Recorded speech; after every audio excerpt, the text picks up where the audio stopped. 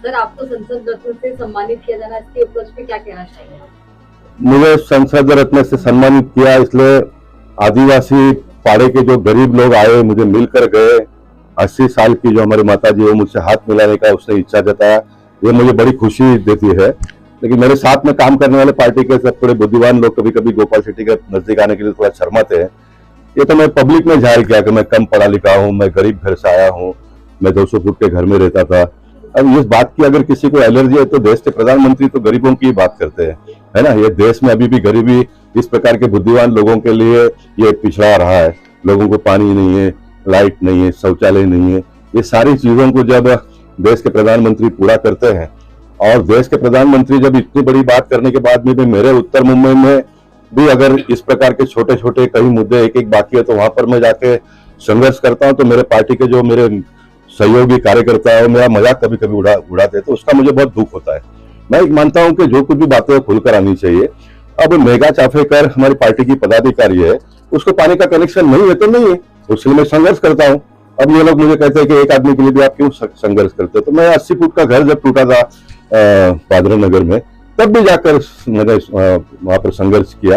ये मुझे भगवान संकेत देते हैं कि मुंबई जैसे शहर में 80 फुट का घर भी अगर कोई रिपेयर करके रहता है तो उसको भी म्यूनसिपालिटी के लोग तोड़ने के लिए जाते हैं और चुने हुए जनप्रतिनिधि वहां पर पहुंचते हैं। तो गोपाल शेट्टी को भगवान कहते हैं तुम तो जाओ भैया, तो मैं जाता हूँ और संघर्ष करता हूँ। और मैं मानता हूँ कि ये सारे संघर्षों की वजह से ही कहीं ना कहीं ताकत बनती है और उस ताकत के माध्यम से ये सारा हुआ, ऐसा मैं मानता हूँ।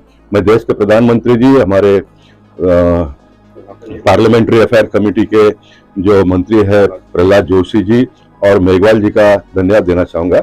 देखिए, ये जो संसद रत्न पुरस्कार देने की प्रथा डॉक्टर एपीजे अब्दुल कलाम जी जब हमारे देश के राष्ट्रपति थे तो उन्होंने इसको प्रारंभ किया।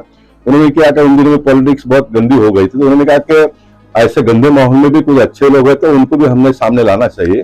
तो ये संसद रत्न देने का प्रथा प्रारंभ हुआ और अब तक तो कुल मिलकर कुछ 90 लोगों को इस प्रकार का दिया है। इस साल 13 लोगों को कुल मिलकर दिए हैं।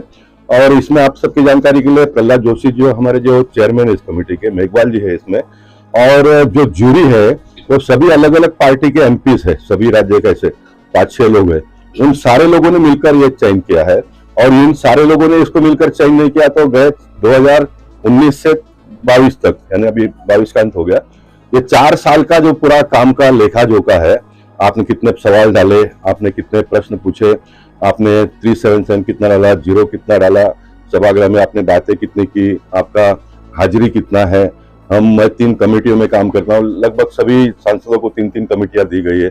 उस कमेटी में आपकी हाजिरी कितनी है और हाजिरी कितनी है और आपने कितना बोला, इन सारे कामकाज का एक लेखा जोखा करने वाली कमेटी वापस है पार्लियामेंट्री रिसर्च सर्विस करके, तो वो लोग इसका पूरा डाटा जमा करते हैं और उस डाटा के आधार पर ये जो जूरी और जो 2 मंत्री है वो चयन करते हैं। यानी बहुत बड़ी चयन की स्टेप प्रोसेस है और मैं खुशी जताता हूँ इस बात का, क्योंकि मेरे उत्तर मुंबई के मतदाताओं ने तो मुझे 2 बार संसद रत्न का पुरस्कार तो जनता के माध्यम से दिया है, इसलिए मैं बड़ा आनंद महसूस करता हूँ। जब सामान्य लोग आकर मुझे मिलते हैं, मैं तो हैरान हो गया। वो आदिवासी पाड़ा की जो बहनें आई थी, माताएं आई थी, अब उनके पास तो गाड़ी भाड़ा के लिए भी पैसा नहीं होगा, कम से कम 6 किलोमीटर दूर से चलकर आई है। तो मैं ये इस प्रकार की जो बातें हैं मुझे और अच्छा और ज्यादा काम करने के लिए प्रेरित करता है।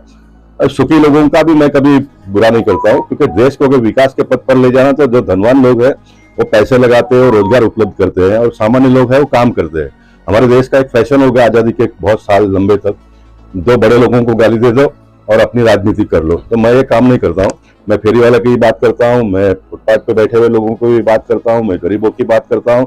मैं multi storey building Campa Cola जैसा भी अगर टूटता है तो वहां पर भी जाके खड़े हो जाता हूँ।